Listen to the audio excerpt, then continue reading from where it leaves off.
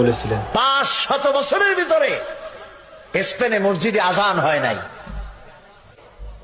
আজকে বলতে খুব দুঃখ লাগে, ওরা দাবি করে ওরা নাকি ওয়েস্টার্ন সিভিলাইজেশন, ওরা পাশ্চাত্য সভ্যতার দাবিদার। মসজিদের মিনারের প্রত্যেকটা ক্ষোভে এক একটা মূর্তি দাঁড়ায় আছে।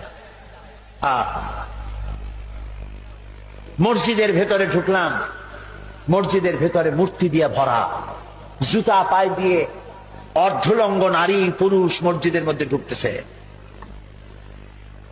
বুক ফেটে শুধু কান্নাই আসতে লাগলো। এইখানে আমার সাথীদের একজন নামাজ পড়তে চাইলো, 2 রাকাত নামাজ পড়বে। এক পুলিশ এসে বলল, ভুলে যাও, এটা তোমাদের একদিন মসজিদ ছিল, এটা এখন মসজিদ না, এটা গির্জা, সেজদা দিতে দেব না।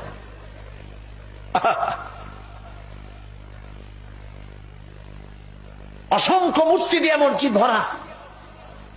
মেহরাবের জায়গাটা এখনো তারা ঘিরে রেখেছে, আরবি লেখা আছে,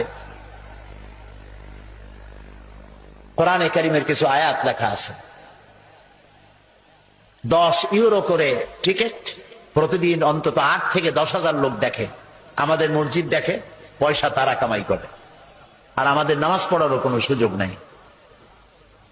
মুসলমানেরা যখন এই দেশ শাসন করতেছিল 800 বছর, 40,000 মুসলমান ঢুকেছিল কর্ডোবার মসজিদে। বাইরের থেকে তালা বন্ধ করে দেওয়া হলো দরজা, ভিতরে কেরোসিন ঢেলে দিয়ে আগুন জ্বালায় দেওয়া হলো। 40,000 মুসলমান পুড়ে ভস্ম হয়ে গেল। যারা বাইরে ছিল তাদেরকে হত্যা করা হচ্ছিল। পাশেই একটা ছোট্ট নদী, নদীর পাশে গিয়ে দাঁড়ালাম, আমার বুক ফেটে কান্না আসতে লাগলো। সেই নদী যেখানে মুসলমানদেরকে কেটে কেটে ফালানো হচ্ছিল।